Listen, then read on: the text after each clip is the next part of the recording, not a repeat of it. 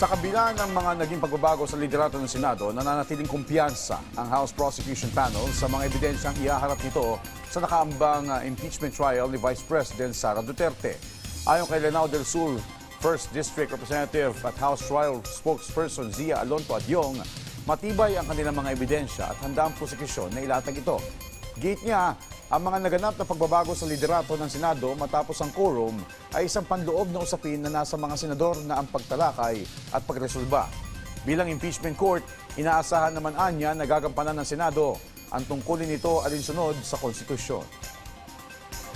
On that aspect, we're confident that we can deliver to the Filipino people what they deserve to know. As to the changes in the Senate, again, we maintain that that's an internal matter that is being discussed or has already been resolved by the Senate. So we maintain our institutional respect to our co-equal branch of government.